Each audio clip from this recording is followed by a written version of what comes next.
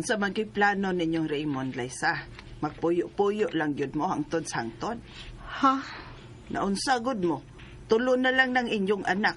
Wa man yun mo makapakasal. Okay pa bang inyong pagpuyo? Okay pa man, ma. Okay pa ko no, unya ng hupaw. Maoy. Unsay maoy? Naunsa na gud Ginoo ni Liza. Uy, igo ra ba yung nangutada, ha? Kung wa bang yun mo'y planong magpakasal. Iyak ka naman gud Ginoo niya. Ang bot ni Raymond, maoy. Wala sa bitaw ko makasabot sa among pagpuyo. Kaya nga nung malaki, naunsa man di ay mo.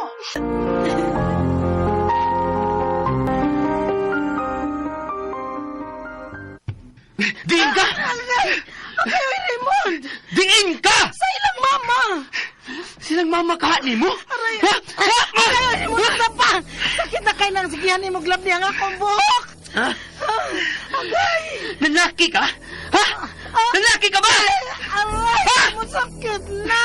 Sakit! Nanaki ka ba? Sa lalaki, oy! Kininaw ka nga, nagkabayayat na lang. Daot na kayo, ginatiban sa to mga anak. Og nakuwang-kuwang paskaon. Nanimaho na lang anso sa mga bata. May maibang pa ka na ko, ani. Ha? Raymond! Oras nga mahibaw kung may laki ka. Lumpungon tayo sa imong laki! Raymond!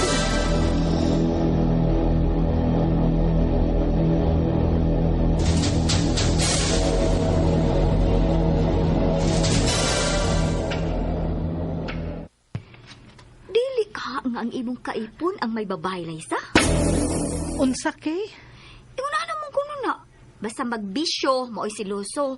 Aron dili madudahan nga may babae. Ha? Ay parehas ra gud pud sa mga babae. Kana pong mga babae nga magsilos-silos kunuhay og maayo, mao'y may laki. Aron di ba madudahan nga may lain. Oh, Panidiin as Raymond, oy. Kay may nakasulti ba yan ako, no?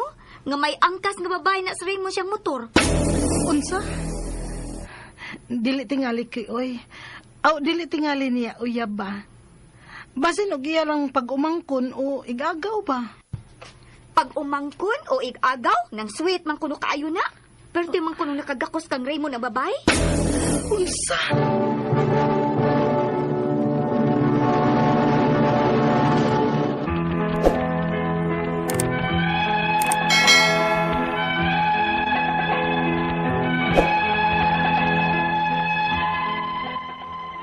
Wagin mo abot sa akong huna-huna nga may laing babae ang akong kaipon. Kay pwerte magod niyang kasiluso. Maugid na'y numero uno na kong problema niya. Kay grabe gyud kaayo siya kung magselos. Nga nagtuo kong love gyud ka ko niya. Unya, Waday ka matinga. Nga perting kasiloso, apan wa gyud siya'y planong pakaslan ka. ma, Kung nahigugma pa nimo ng tawhan ng tinuuray, o nga dili siya gusto nga maadto ka paslain, higtan ka na unta niya. Pakaslan ka na unta niya.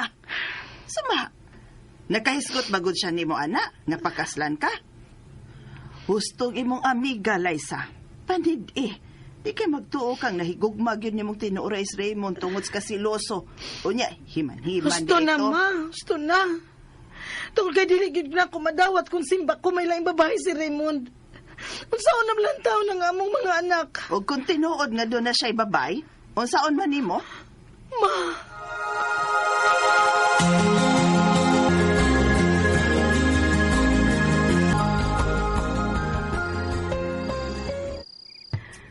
wa pa man mo abot si Raymond.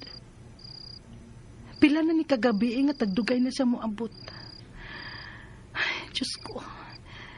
Dili lang unta tinuod ang amo mga pagduda. Ah, siya na ron.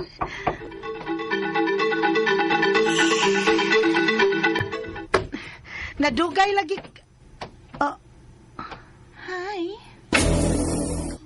Raymond? Kisa ni kuyog ni mo? Ug maano tamang sulti Liza. Mataos ako kay nakainom ko. Unsay buti pasabot ini ha, Raymond? Nangugma na lang tamang sulti kay nakainom ko! Oh, Mo ginahinungdan nga giilisan ti kay Liza, kay lisod kayo kang pasabtan! Oh, Sige. Mugos ka man. Kakaroon yung dayon ka mahibaw. Gikan karon, ani na mo po yung uban nato si Karen. Ang akong uyab. unsa? Dili na mahimo, Raymond. Dili ko mo sugot. Ako masugot na ko. Challenging kaya nang mag-ipon tang tulong. Unsa?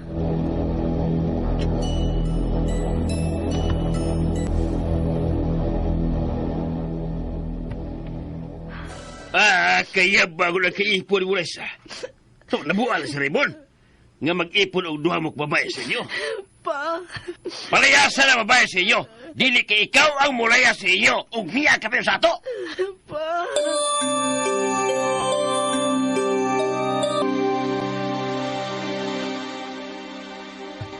Unsa? Palayason ko nimo? Amo ning kaugalingon ni Raymond. May katungod ko sa pagpalayas nimo. Unya na kumulayas, tay. Kung si Raymond na mismo mo palayas na ako. Dili di ka mulayas, ha? Di ka mulayas? Kay guruyong tikas gawas, ha? Sige, haman! Kay mudot kining batang kasi mong tiyan. May kutsilyo ka. Ay, tay. Gipangandaman ta ka, uy. Ayaw paghawd-hawd sa kinabuhi ni Raymond, tay, ha? Kay parehos rabiat ang dili niya pinakaslan. Unsa?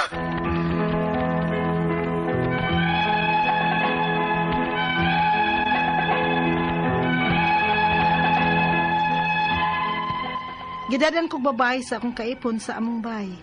Gilumpong mi sa usa ka bubong. Dili ko gusto nga maghangtod ning among sitwasyon. Gusto nako nga muhawa na kini sa among puder. Apan misukol siya ug doon na siya hinagiban. Ang akong mga pangutana mao kini mosunod. Unang pangutana. Dili ko pinakaslan sa akong kaipon. May katungod ba ko sa iyang kinabuhi tungod kay may tulo na mi ka anak? Ikaduhang pangutana. Gidadaan man ko niya og laing babae sa among kaugalingon. Duha mi ka babae nga iyang gilumpong. Unsa may akong buhaton? Ikatulong pangutana. Gisuwayan ko na siya sa pagpalaya sa babae sa akong kaipon. Apan magkuha naman noon siya hinagiban? Pwede ko ba siyang mareklamo o makiha sa iyang gibuhat nako? Ikaw pa to katapusang pangutana. Sobra kadako sa akong problema nga duha ming babae nga gikatipon sa akong kaipon. Unsa may buhaton ko ini aron nga mapapahawa ko kining babae sa akong kaipon sa among puder. Palihog, tabangi ug tambagi ko. Kini ang akong suliran, Liza.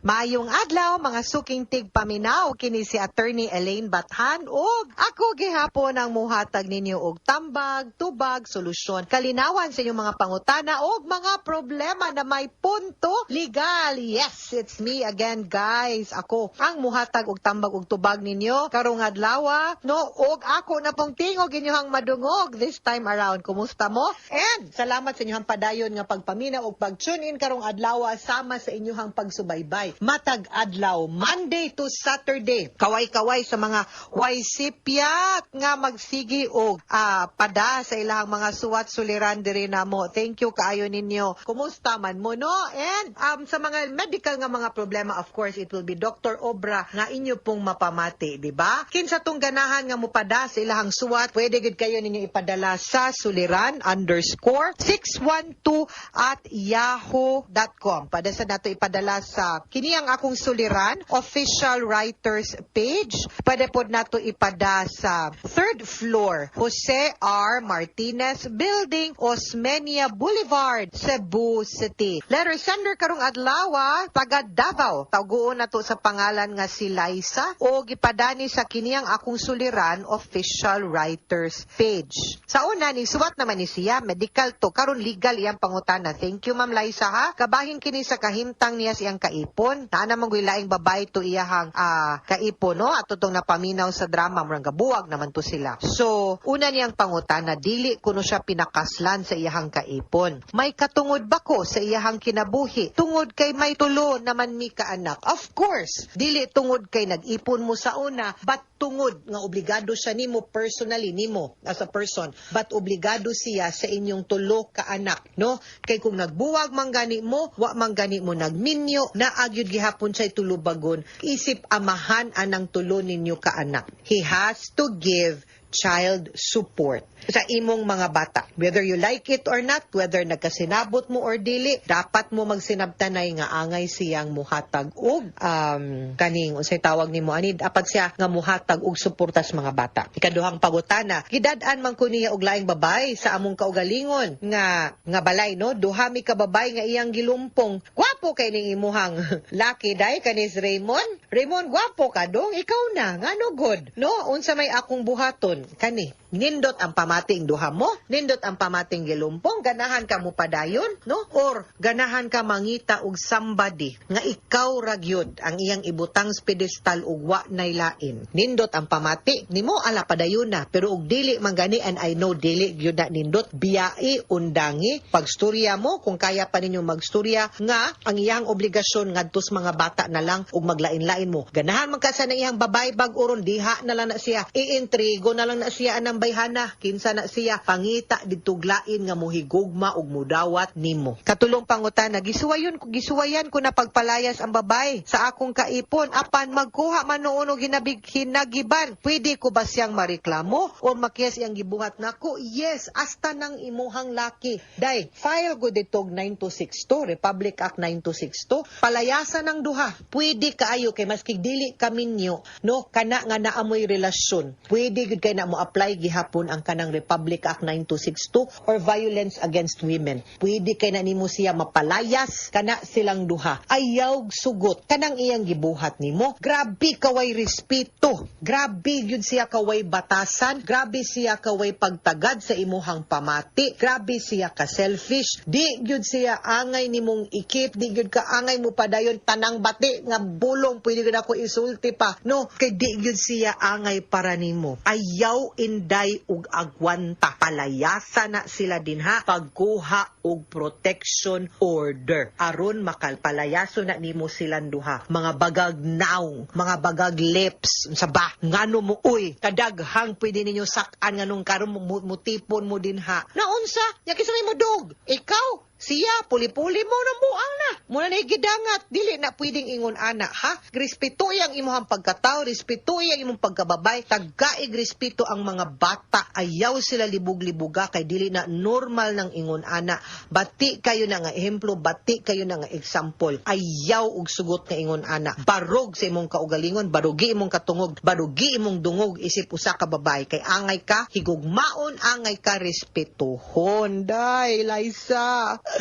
Huy, ako'y nalisa nga no good in town. Ikaupat, katapos ang pangutana, sobra kadako sa akong problema. Nga duhaming babay nga gikatipon sa akong kaipon, unsa may buhaton ko, ani, aron mapapahawa kining babay sa akong kaipon, sa among poder. Day, muna kang imong angay papahawaon ba silang duha? Nganon, dili raman ang babay raman imo ang papahawaon. Ganahan pa kang Raymond, Liza. After what he did, imong palayason siya. Unya, magdana po naglain or palayasa. Inaganahan kakaglain hala pagkuyog mo no ay mugpuyo dire ay kog paka ay nakuglabuta ayaw og sugot. That is the most disrespectful thing. Unya ang imong gibuhat sa imong pagtugot wa na kay gibiling respeto para sa imong kaugalingon. Day higugmaa in taon imong kaugalingon, Liza, pagbilin po gamayng respeto para sa imo, no? Kanang kung di na ka respeto kung ikaw di ka kibaw mo respeto sa imong self, no, di ka mo barug sa imong katungod, mao nang anaon ka. Kay magtuo man siyang okay ra. Di man na okay ng inana, Liza. Bati man na, unsa man nga sitwasyon, di man na normal. No? So,